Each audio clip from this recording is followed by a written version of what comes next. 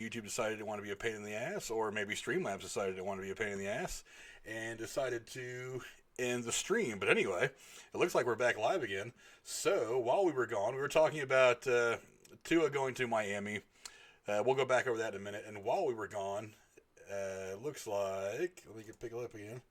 It looks like Justin Herbert, the quarterback from Oregon, went to the Chargers.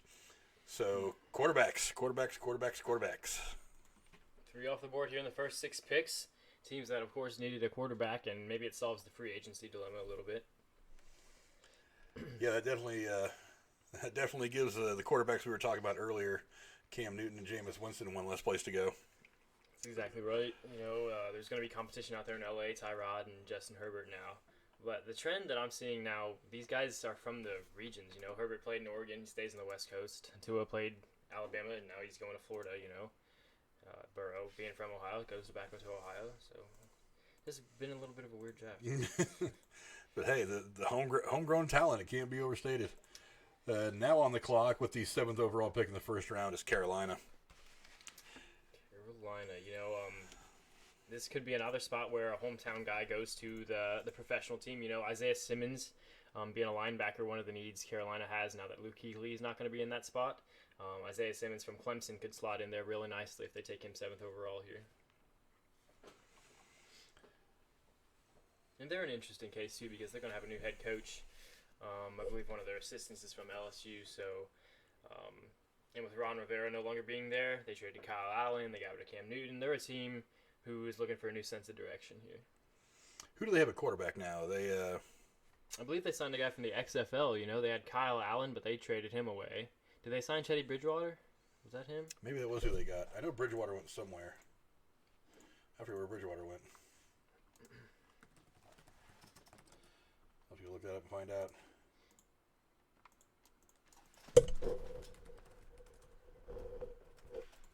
Ooh, I apparently am not typing at all.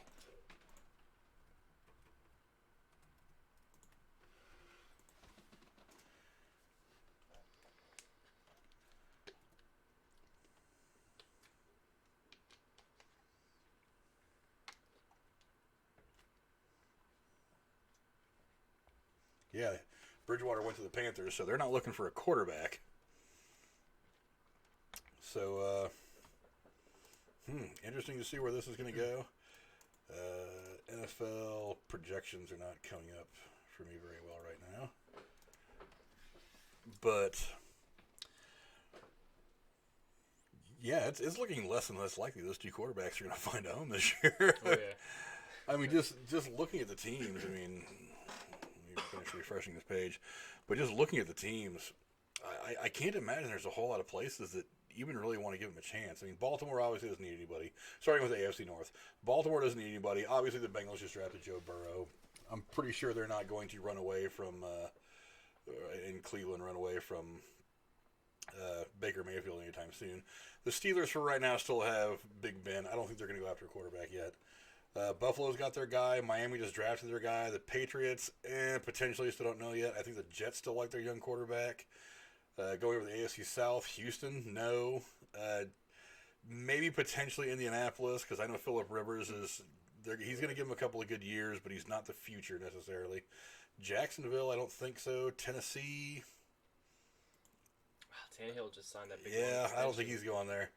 I don't see Denver being the spot. I think they have their young quarterback now too, don't they? I don't think he's gonna.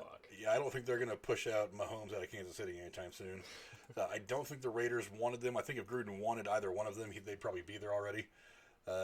Chargers just drafted somebody. We already talked about the NFC North. Their quarterback situation is pretty much locked in right now.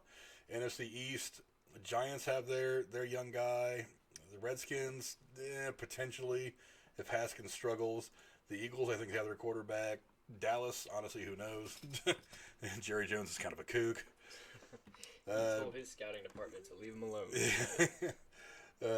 Moving over to the NFC South, Atlanta, I don't think that either one of those guys fits in as the heir apparent to Matt Ryan over there. I did say last month on the stream that I was on that Winston could make sense in Atlanta, given that Matt Ryan has his career's kind of coming to the end of its road. Winston, being as young as he is, he could sit back and learn from Ryan, learn the playbook. And then when it's time for his spot, he could fill in there nicely with Julio Jones on the sidelines and Calvin Ridley on the opposite.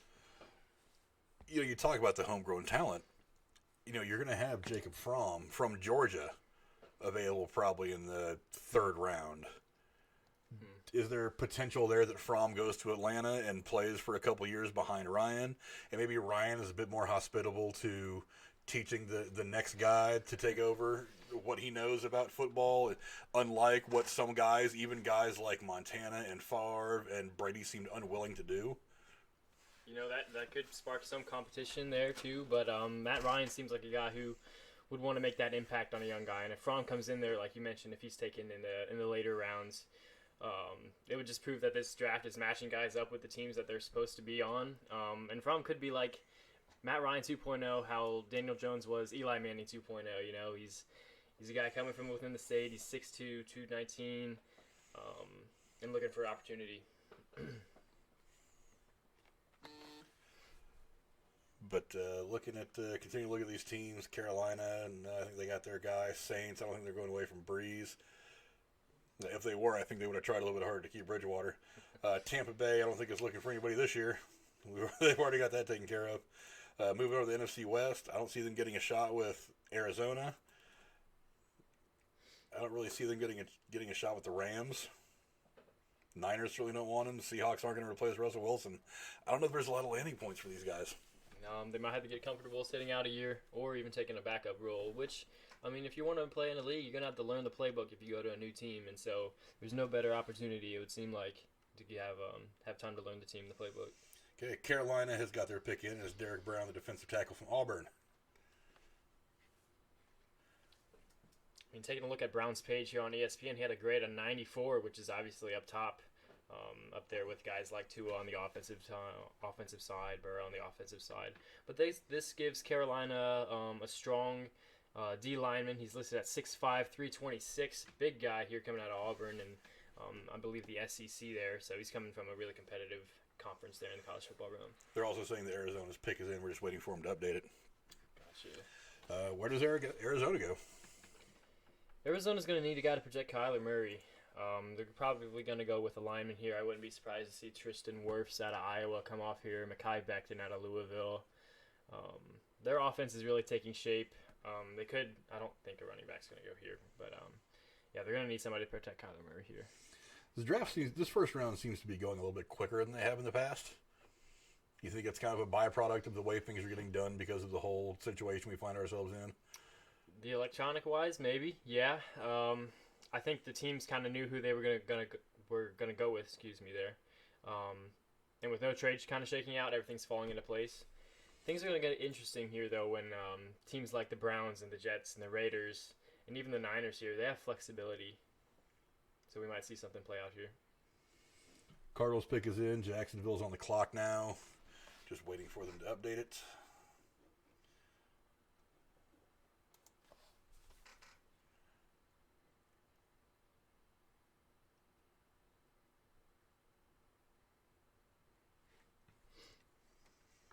Updated on NFL or ESPN just yet. Getting closer and closer to some of the most important picks, especially number 13 overall, San Francisco 49ers. You guys see the flag? You guys see the shirt? You guys know who I root for. Yeah, I'm cautiously optimistic about the Niners in this coming season. Still a whole lot of growing that needs done. I was concerned with Garoppolo's interception habits the last half of the year. I was overly concerned with the fact that it got to the point in a couple of games where he threw like 7 passes, and I was like, they would never have limited Joe Montana or Steve Young to 7 passes in a game, even if the games were kind of meaningless. If he was out there, they were going to throw the ball. Yeah, I don't know what they're going to do. I feel like defensive line. Possibly wide receiver. There's a couple of good young wide receivers in San Francisco that I think need another year to grow. But I think probably middle of the year, if these guys have got their timing down with Garoppolo right, and Shanahan really wants to open up the playbook, you can see some big plays out of the Niners in the second half of the year. He's going to see a lot of 50-yard scoring strikes. And there's always a potential there anyway. You've got Kittle. I mean, as soon as that guy gets his hands on the ball, he can do all kinds of crazy things. Are you following the mock drafts? Do you think they need a wide receiver? I feel like I would like to have another one just for depth. I feel like this is a good opportunity to build some depth at wide receiver for the Niners. But there are some other things. They need to shore up the offensive line. It's starting to get a little aged. You've got to protect Garoppolo. The Staley is not getting any younger. There's a lot of projections that they're going to draft somebody in the first round to be his replacement eventually after this season or whenever he decides he wants to leave. We'll see. But Arizona has picked Isaiah Simmons, linebacker from Clemson, with the 8th overall pick. That went exactly against what I had predicted. I saw an offensive lineman coming to Arizona to protect Kyler Murray. But like I said, I like Isaiah Simmons. He kind of fell a few picks from where I thought he would have went. But Ian Rappaport here says with Simmons, with a deep offensive line draft, Arizona picks a player who can do it all on defense. Simmons can slot into the linebacker position. He can be a safety. He can go into the secondary. Being a freak athlete that he is, Arizona got another guy that's just really impressive. As I sit here and look at it, I feel like, we talked about the quarterbacks that are in the NFC West right now. I feel like pressure up the middle is going to be a big thing. So maybe you're going to see some of these NFC West teams, if they're going to draft some defensive linemen or some defensive help, it's going to be guys that can get there in the middle. Linebackers and interior defensive linemen are going to apply pressure and try to break the pocket down just a little bit faster for guys like Garoppolo, Goff, and all these other guys. But we'll see how this draft shakes out. But yeah, pressure is definitely going to be something that's important. I mean, if you can pressure a guy like Kyle Murray, not give him the time to decide he wants to try to find a running lane and run for a couple of yards. Yeah. If you don't give him that opportunity and you're getting pressure, then you're probably doing yourself a big favor. So linebacker makes sense.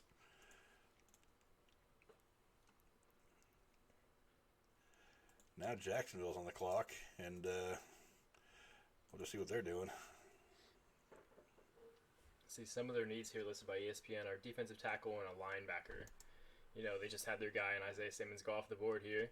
So they might be taking a look at a cornerback who's also listed as one of their needs, and that could be where this Henderson kid, who's also rated highly on their boards, could go.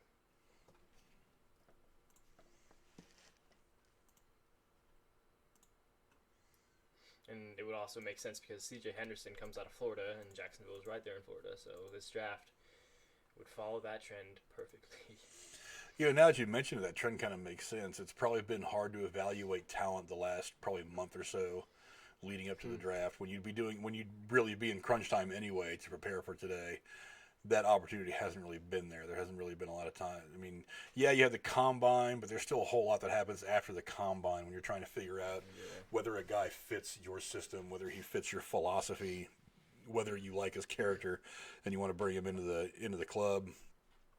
So I feel like maybe that's going to be something that is a pretty heavy theme for this draft. Because, obviously if you're based in Florida, you're going to see a lot of, Gators. You're going to see a lot of whatever. And so maybe that's just going to be kind of an unfortunate or maybe even fortunate byproduct.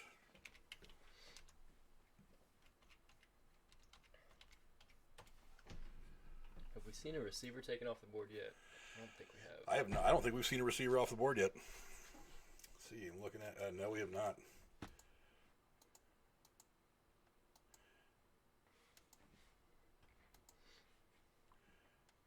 We've seen 3 quarterbacks, a couple of defensive linemen, a couple of linebackers. Yeah, so nothing yet.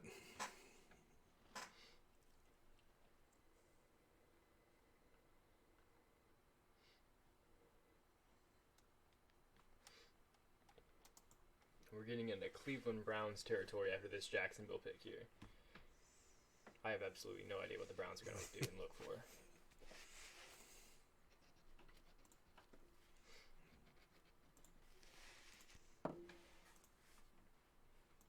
Coming into the draft, Jacksonville was one of my 5 teams to watch. Along with them were the Miami Dolphins there, just with the trade chatter. The Atlanta Falcons also moved their way into that list because they wanted to move up, but obviously did not make that move. The Lions at number 3, and then the Patriots were also my 5th team to watch, just because you don't know what direction they're going to go in with Tom Brady leaving, and with the defensive guys they've lost on free agency. It's going to be interesting to be a Patriot.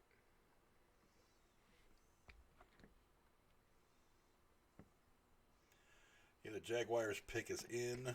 Now Cleveland's officially on the clock. And we'll see.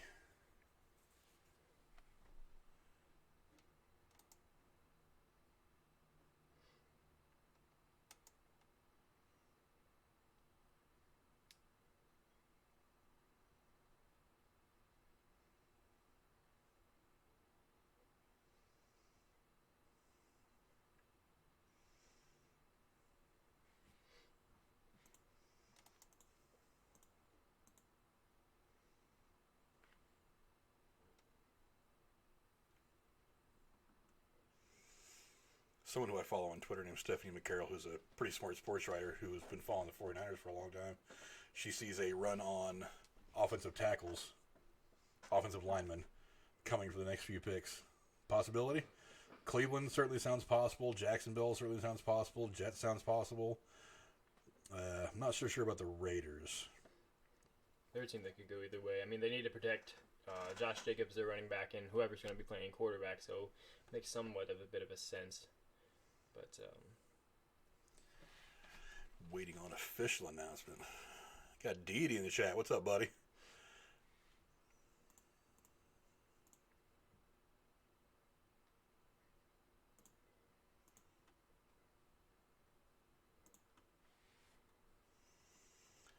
Waiting on official word from Jacksonville.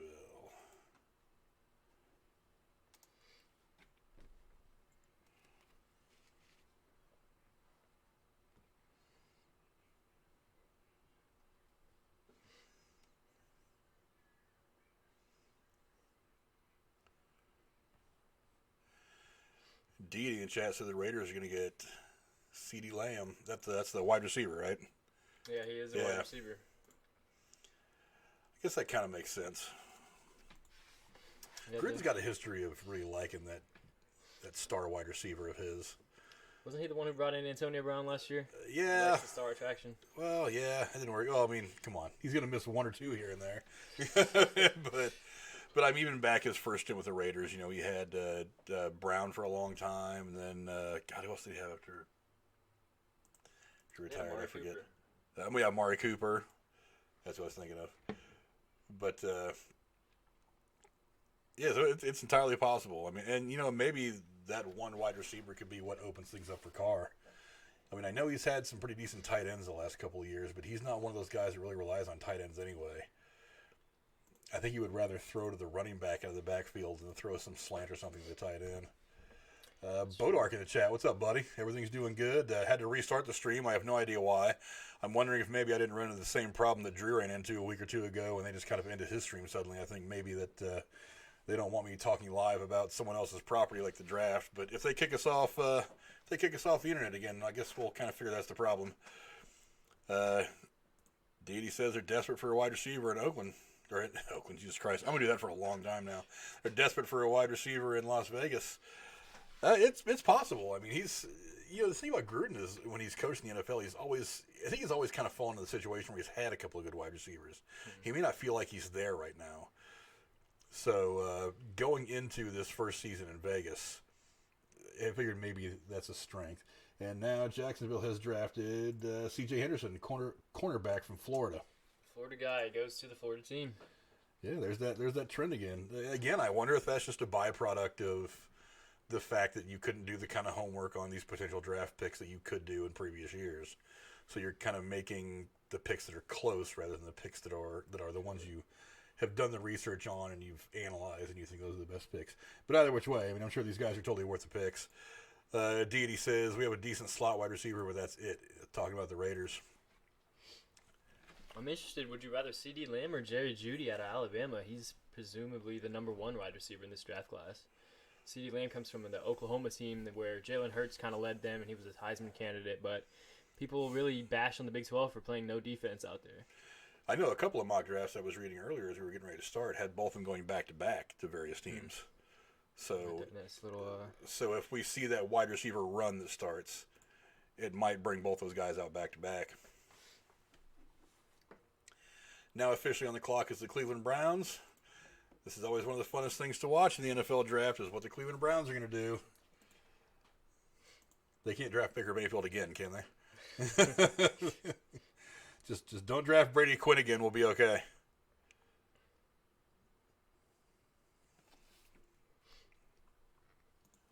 One of their biggest questions is if they're going to hang on to Odell Beckham Jr. I know a few weeks ago the Minnesota Vikings kind of floated some rumors around there until they got shot down. But, I mean, if they hang on to Odell, then they don't really need a wide receiver per se to line up on the opposite side. So the Browns could be lining up to make a non-flashy pick here.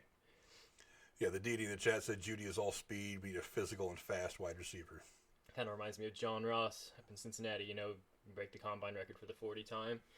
Not really too flashy on the field, but I mean he showed some flashes and glimpses last at the back half of the season.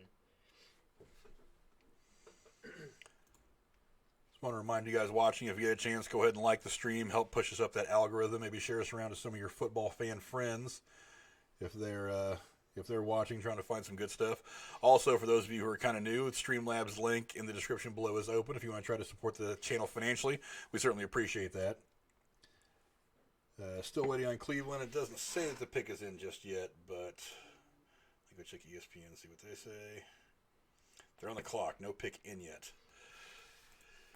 Didi says, watch CeeDee Lamb combine workout. Very impressive. I'll have to look at some of Lamb's specs here. Let me pull up the wide receivers. CeeDee Lamb out of Oklahoma. See, let's say 6'2", 198 compared to Judy's 6'1". Not much of a physical difference. See, ESPN says he's a refined route runner, knows how to get off press coverage, can leverage his stems and set up against DBs. So that's an interesting mix for a scouting report there. I mean, obviously you don't have to have blazing speed to catch a ball, but I mean, could be a guy where speed just doesn't factor into play.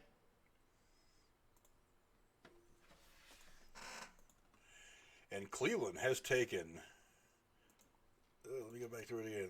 The Jedrick Willis, tackle from Alabama.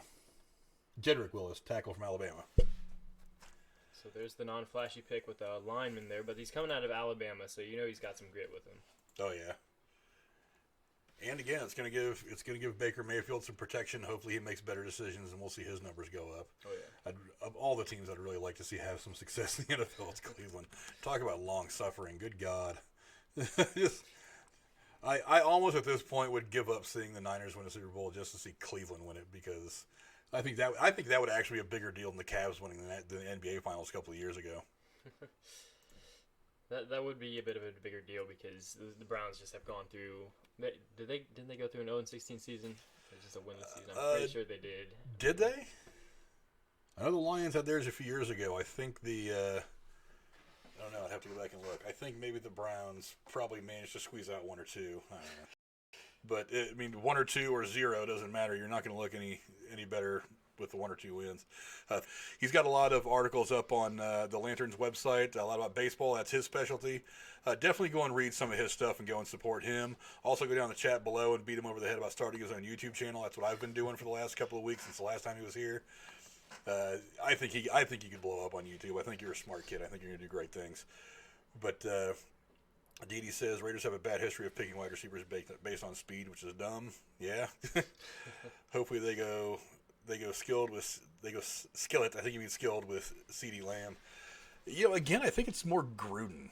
It's like Gruden, for some reason, is the only coach in recent memory that has managed to find that recipe for success with the Raiders. And I think when they chased him off, you saw the Raiders get to the Super Bowl that year, largely because of the team that Gruden built. Got beat by Gruden that year by Tampa Bay in the Super Bowl. So I think Gruden is the guy. I think he might have this formula of success. Now, he is not dealing with Al Davis anymore. He's dealing with Mark Davis, his son. And so I don't know how that's going to affect anything. But I'm getting the impression that he's backing off a lot more, letting Gruden do his thing. I mean, trading like Khalil Mack and all this stuff, doing some things that made a lot of noise, made some big splashes, were not some things I don't think Al Davis would have let him do. So I think it's pretty likely that he's just kind of putting his own team together. He's letting the people hate. And next thing you know, they're going to come out here, they're going to win like the first 4 or 5 games of their season, and people are going to finally start to say, hey, maybe John Gruden was smart enough all along, and we should have just sat back and listened to him. But, yeah, he said Darius Hayward-Bay is an example of Raiders going all in on speed. I mean, the Raiders went 7-9 last year, finished second place to the Chiefs. in somewhat of a shaky division, but maybe if they can get a couple more wins, I'm sure some of those wins probably came from less than a one possession score. You know, they could sneak into a wild card position if they draft the right offensive piece or something to protect the quarterback.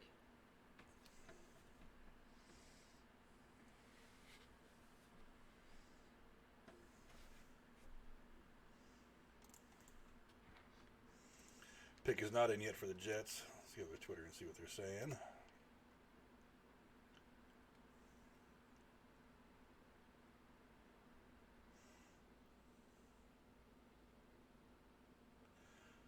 Yeah, Stephanie McCarroll on Twitter is saying kind of the thing that I was saying. Baker Mayfield has no more excuses. It's like, yeah, that's, yeah.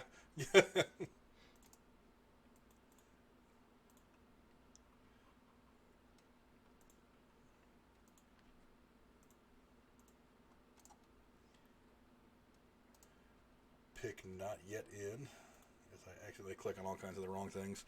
You know, while we're waiting for the Jets to let us know what they're doing. Let's go back to basketball for a minute. You said you watched this documentary, The Last Dance, about the Bulls. I haven't seen it yet, so don't spoil too much of it for me because, you know, I don't know how many championships the Bulls have won because, you know, clearly I don't watch sports. But it's a joke, by the way, people, for those of you in the chat who are probably already furiously typing in, what the hell's wrong with you? You know what the hell you're talking about. Give me your impression of the documentary. I mean, I'm going to sit down and watch it eventually in the course of the next week, but what did you think of it? Yeah, for sure. I don't know a whole lot about the 90s Bulls. It wasn't an era, of course, I was alive in, but getting a take on the inside of what that dynasty was like after they had won 5 straight and the questions that were surrounding their 6th title run. I never knew that, you know, they had guys like Pippen and Jordan obviously taking a break. I never knew that the questions were there, but it was really prestigious and honorable to watch, you know, Michael Jordan come from North Carolina and with his rise to Chicago and take his talents from there. I was really impressed with the second episode that came on at 10 o'clock where it kind of detailed Scottie Pippen coming from an NAIA school and just showing the NBA what his talents were like, coming from maybe not the biggest name school, and then creating a dynasty with what he had paired up with Jordan. It really is kind of the perfect confluence of, you know, the wisdom and the basketball knowledge of Phil Jackson, the just brilliant ability of Michael Jordan, bringing guys who are equally as capable of what they were doing. Scottie, no slouch of a basketball player at all, and Scottie Pippen certainly wasn't. Then you bring in guys. You have not Bill Paxton, Jesus Christ, something about the actor, the guy from Dayton. Anyway, him coming in for the first part of that big run with Jordan and the Bulls and being that guy, Steve Kerr being there towards the end of his career, Horace Grant. I mean, these are guys that at some points in their career were strong basketball players, and you put them around this piece of absolute gold that is Jordan, and they all just play their part. Let Jordan carry the load, and you guys just handle everything on the periphery, and they made it look so easy throughout the 90s. And a lot of people don't realize this is one of those periods of basketball where there was a lot of parity. It's like, I know the Bulls are the team from the 90s everybody remembers because of how dominant they were, but the Pistons teams were really good. Celtics had some good teams. The Lakers still had good teams. They weren't what they were before Jordan and the Bulls came along, but they were still a very good team. Okay. You know, there was a whole lot of teams that could have won the titles. I mean, the Cavaliers. You know, I mean that still that famous shot of Jordan seemingly floating in the air and hitting that shot over Daughtry of the Cavaliers is one of those enduring images of his entire career. The Cavaliers, a lot of people thought, could have won a title that year had it not been for, you know, Jordan stepping in there and doing what he does, or what he did back then, rather. It's really telling to me how you needed to bring on this idea of a big three to change the face of the NBA, whereas Jordan was just like, you know what, draft whoever you want. I'm Michael Jordan. I can carry. You give me the strong guys, give me the Pippins, give me some of these guys, and then eventually Rodman towards the end of all that run, the guy that gets the rebounds and just, you know, lobs the ball down to me so I can do my dunking and take my crazy, you know, jumpers and all stuff like that. It's really kind of telling how basketball's changed in the you know 15 years since. I mean, because nowadays you have to have your big three if you want to compete in the NBA. And it's pretty sad because there are teams out there that are good. I mean, look how good the Oklahoma City teams have been the last, you know, several years. I think any other year, those guys probably would have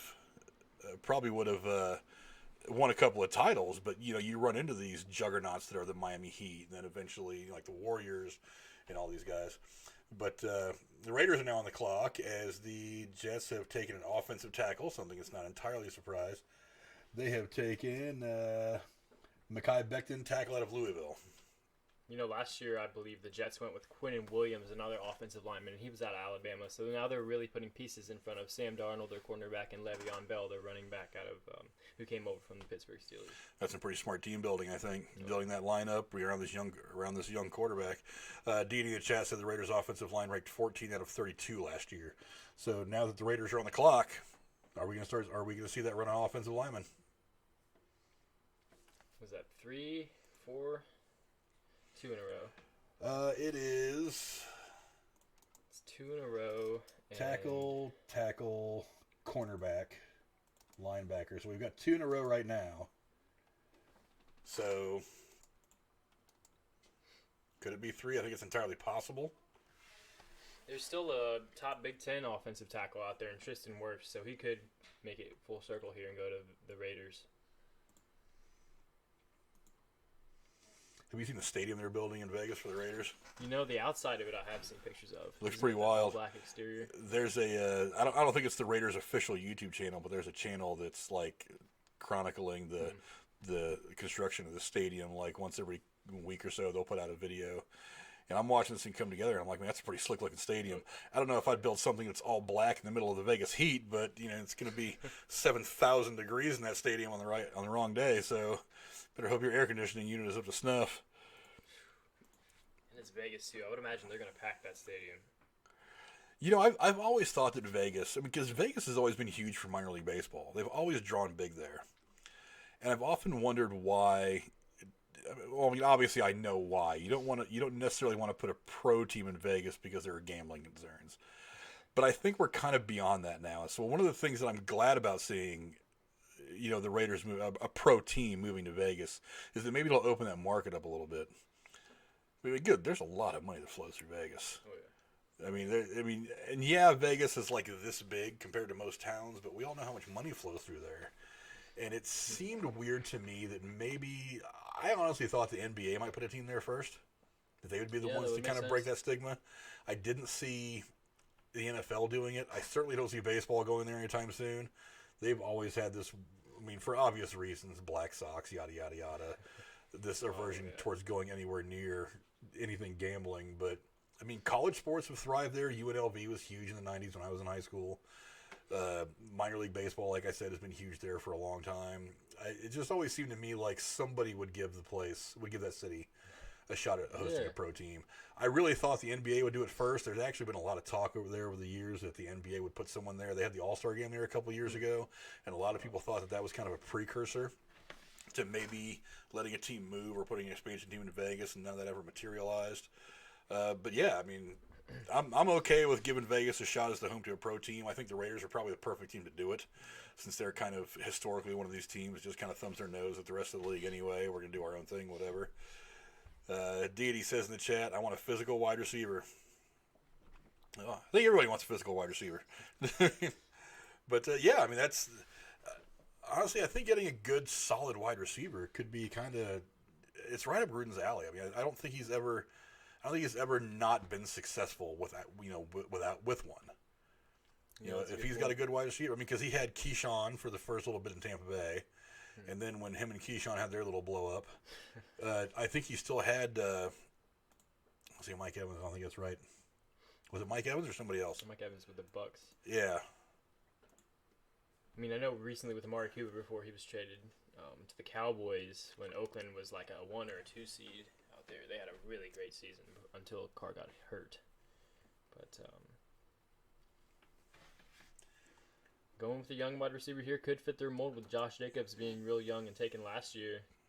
2 young offensive players right there to get the Vegas Raiders right there back on track.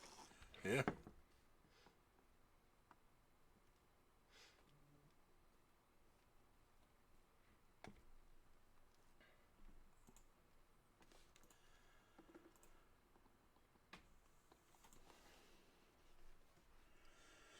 No official word yet. Actually, there it is. It just popped up on NFL.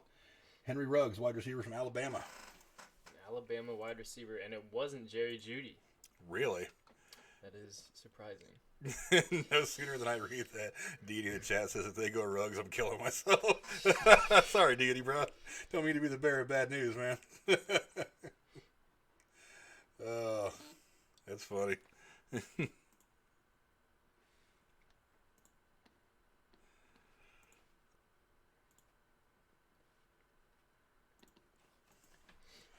So now, here's my Niners on the clock. Where do the Niners go? No, they traded a defensive lineman in DeForest Buckner for this pick, and I mean, being a Pro Bowler and as good as he was, it's a high capital to give up for an early pick, though. Hopefully, it pays off for them. A lot of mocks have him going with another receiver, so you could easily shift from offensive lineman to wide receivers here. You know, one of the reasons I really thought the Niners were going to keep Emmanuel Sanders around for another year is I didn't know if they wanted to go wide. Like I said, they have the one wide receiver, I forget his name off the top of my head, that had some good flashes last year. He connected with Garoppolo a couple of times last year, and it was kind of a indication as what the future could hold. But I'm thinking they wanted to give him like another year to really get his legs under him. So I thought that maybe bringing Emmanuel Sanders back on a 1 or a 2 year deal probably would have been good for that.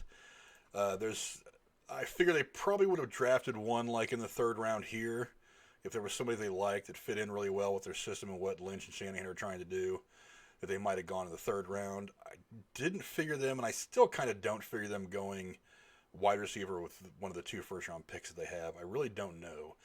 It's possible. I'm thinking right now offensive lineman. That's just my guess. You know, they had the one guy that we had talked about earlier that a lot of people had projected going to either the Niners or the Giants. And he's still on the board as far as I know. So we'll see. Tristan Wirfs. Here on ESPN it says their best fit is the 6'5", 320-pound physical Tristan Wirfs. This is kind of the perfect scenario for the Niners right here. They could flip their DeForest Buckner D lineman for a young, big offensive lineman to protect Garoppolo. Yeah.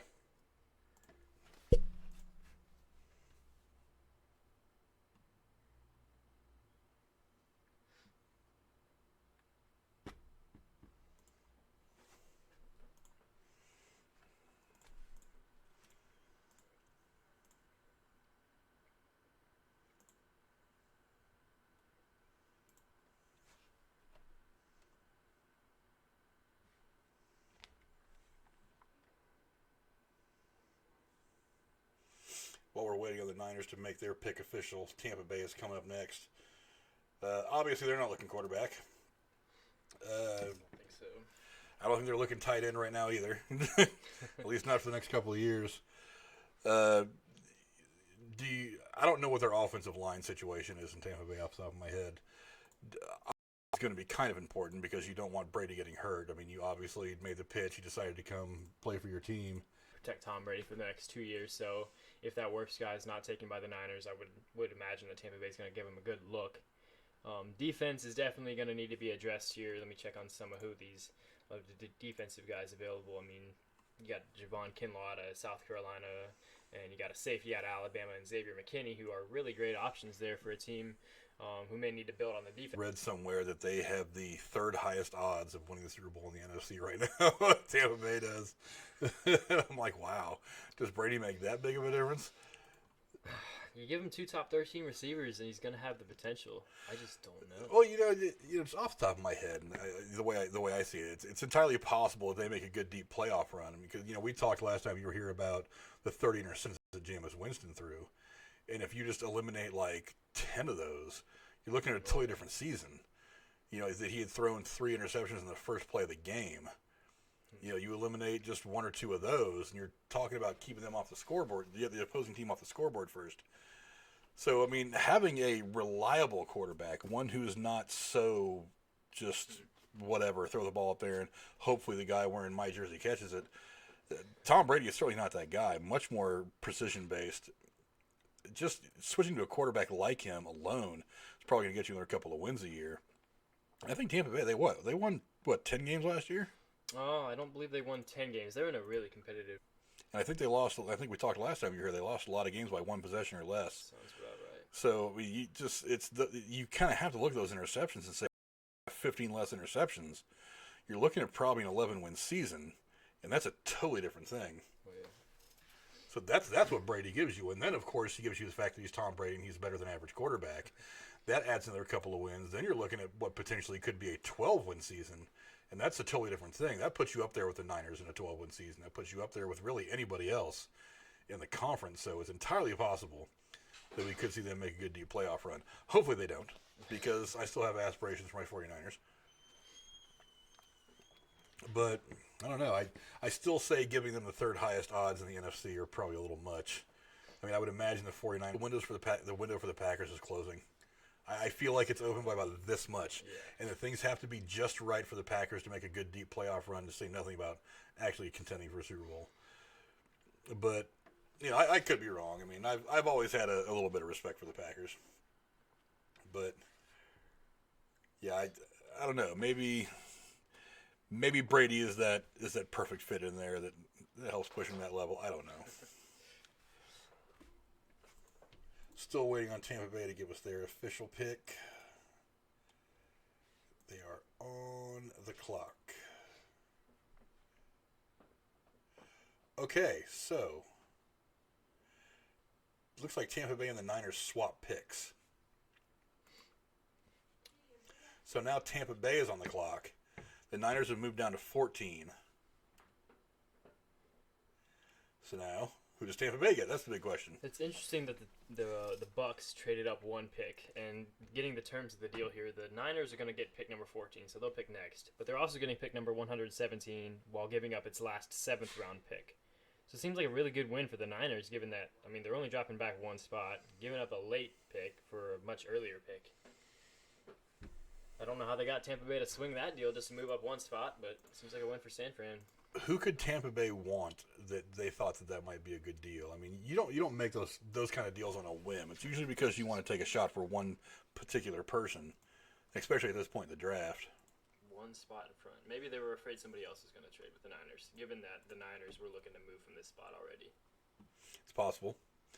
But in any respect, we're waiting to see who Tampa Bay wants with this pick they just got from the Niners.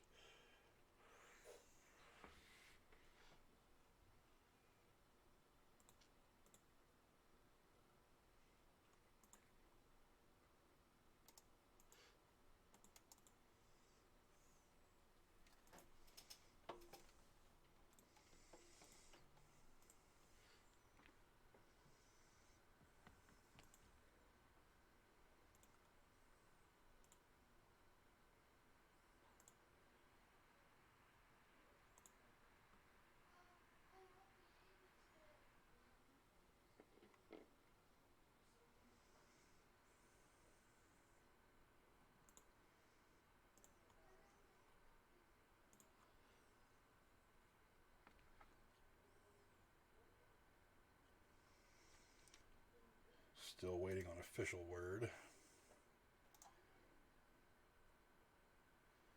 Pick is not yet in.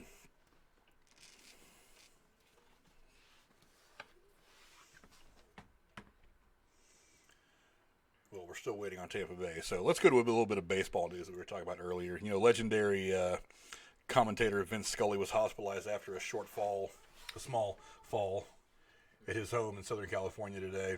Did you ever get a chance to hear Vince Scully call any games? I wish I would have heard at least one, you know. I mean, I'm sure you can go on YouTube and find calls, but I mean, go back and find like his call in the '88 World Series when Gibson hit that home run in Game 1 of the World Series. I mean, it's one thing to be good at what you do, but when you also factor in that amazingly unique voice and that way of speaking, it's like you got to remember Vince Scully goes back to the Brooklyn Dodger days of when he was commentating games. So this guy called games from like Sandy Koufax and called games where like Pee Wee Reese would hit, and he called Jackie Robinson and some of this stuff. It's like, God, if with baseball being a sport that is so heavy on history and things like that, to have a guy like that stick around well into the 2000s commentating games, it's ridiculous. I would love to just sit and listen to this guy tell me baseball stories for a whole day. But thankfully, Vince Scully was not hurt that bad. He's actually in pretty good spirits. No, he does not have the coronavirus. He's not dying. Just a little bit of a fall. It doesn't seem to be anything serious. He is recovering in a hospital in L.A., thankfully. So definitely our best wishes out to him. But man, go back and listen to Vin Scully. Go back and listen to guys like, you've heard Marty Brennaman for years and years and years. He just retired. Growing up a Reds fan, Marty Brennaman's another one of those guys. I just loved hearing him talk baseball. Go back and listen to guys like Harry Carey. It's just the way these older guys had of conveying what was happening in a baseball game was fantastic. And offensive tackle off the board, Wirfs, the guy that we were talking about a little bit ago. Tristan Wirfs, tackle from Iowa, going to Tampa Bay. Interesting. A couple of people on Twitter have already said that they're hoping / expecting to see the Niners go wide receiver with this next pick. They are officially on the clock again. And so, yeah. Somebody to help protect Tom Brady makes a little bit of sense. Not just for Tom Brady, but obviously you're going to draft this guy thinking he's going to be around for a while. Oh, yeah. So whoever takes over for Tom Brady after that's going to be protected as well. But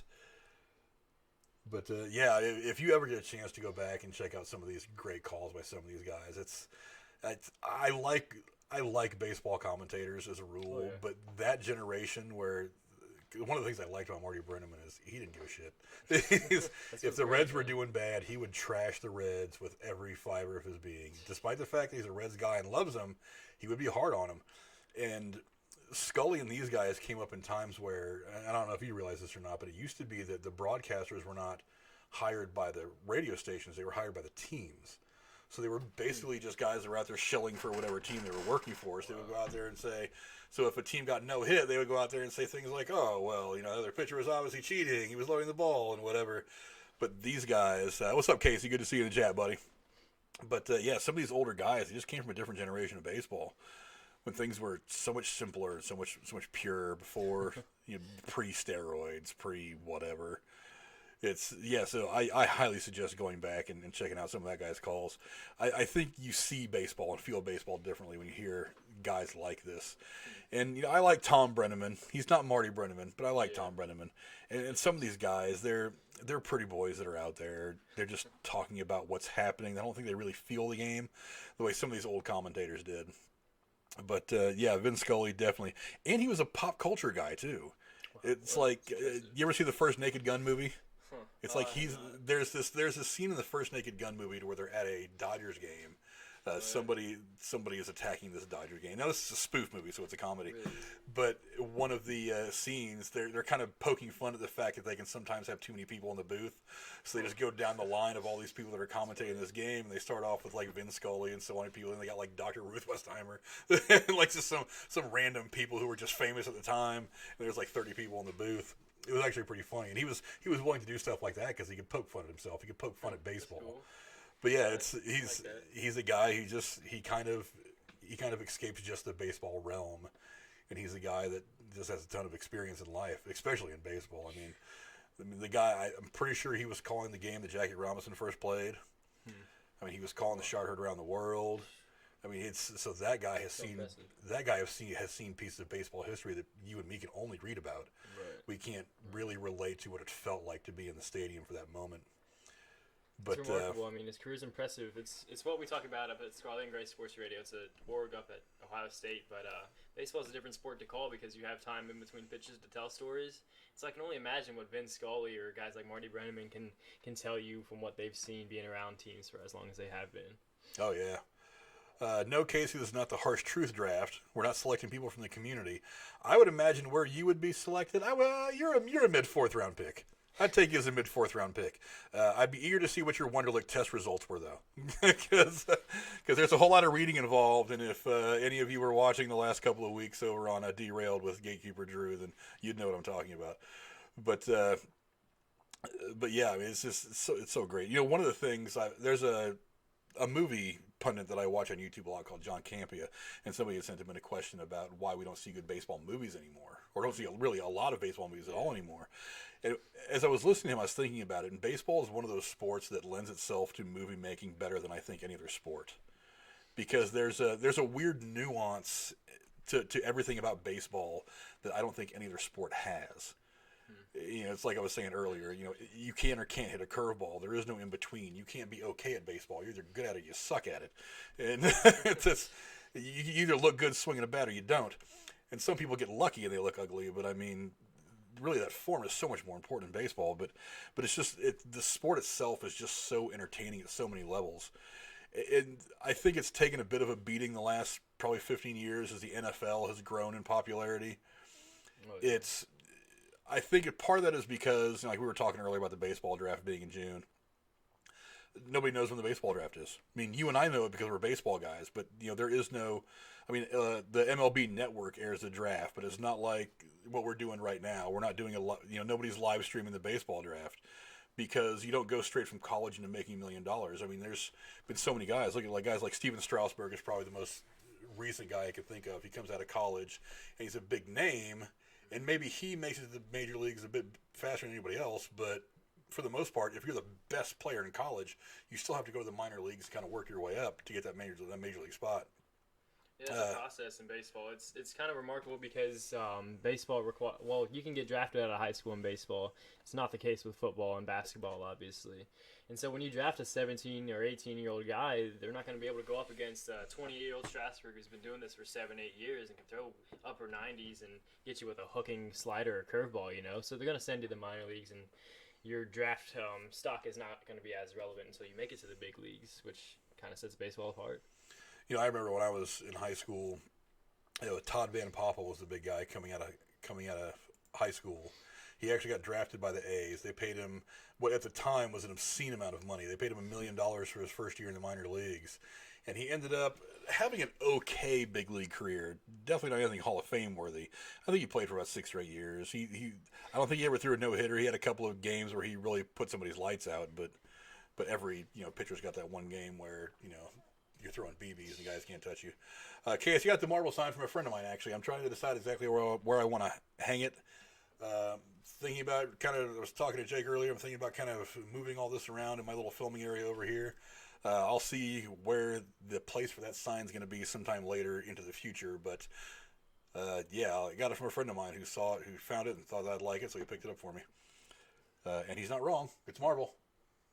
I like the fact that it's the old school comic book guys, too, not the movie guys.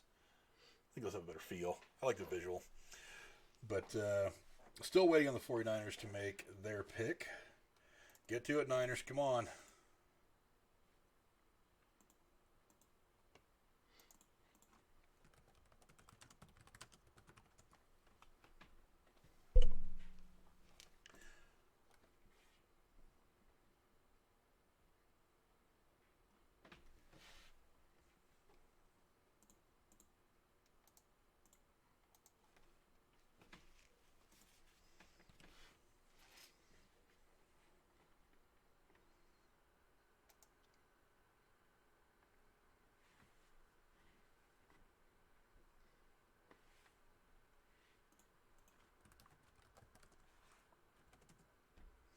Okay, so it's looking like Javon Kinlaw, the defensive lineman from South Carolina.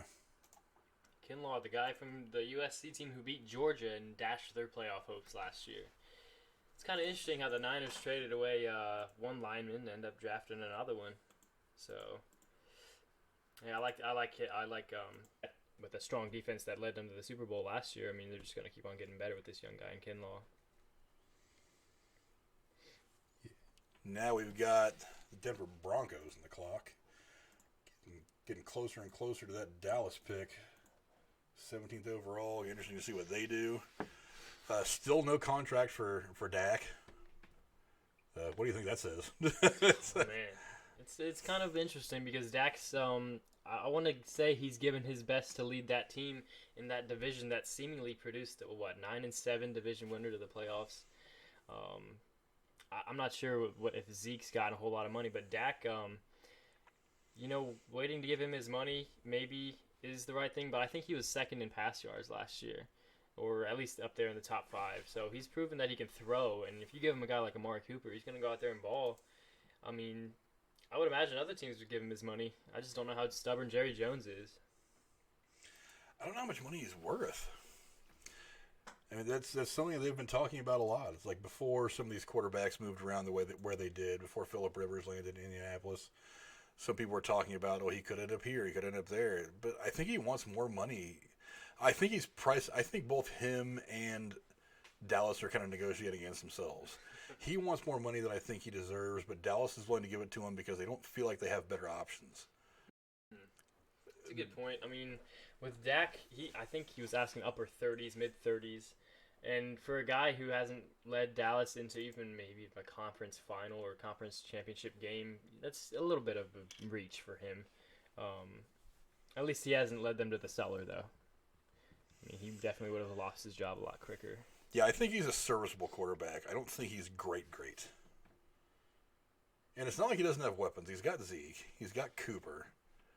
Witten came back this last year, but now Witten's gone. So, I mean, they could potentially draft a tight end. Who the hell knows, but...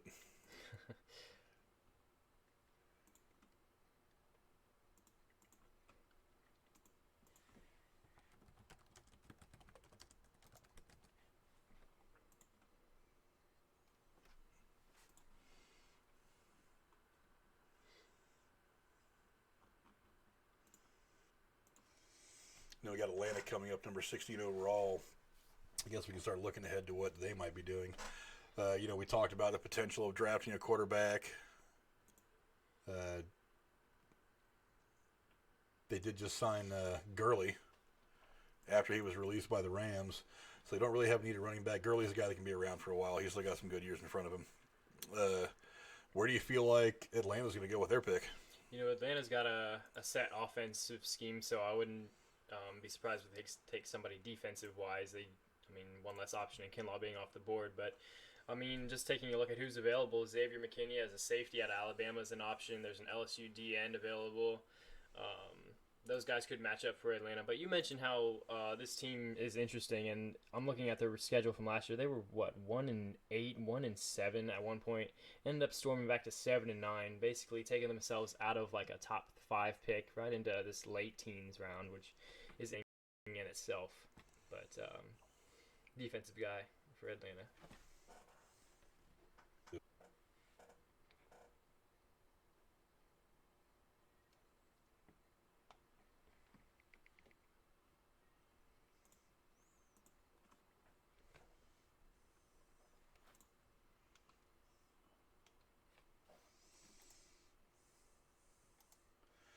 Waiting is the hardest part, especially on draft day.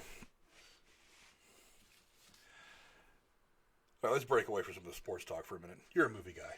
We're all movie guys. Just watching a good movie. Oh, yeah. Venom 2 got pushed all the way back to, a couple of months. Not pushed back a whole lot. They did come out with a title. It's going to be Venom, There Will Be Carnage. God, that sounds cool. Especially after the post-credit scene where you see Woody Harrelson in there and he says it's going to be carnage. God, I was actually really surprised by Venom. I was kind of like, does this work without Spider-Man? Does it work making a villain kind of an anti-hero? And then I saw it and I was like, damn, this movie's actually pretty entertaining. I was really late to the game. I didn't see it actually until it hit, I think it was on Hulu when I finally sat and watched it. And I was like, damn, this movie's pretty good. Okay. I like Tom Hardy in the role. I think there are times he comes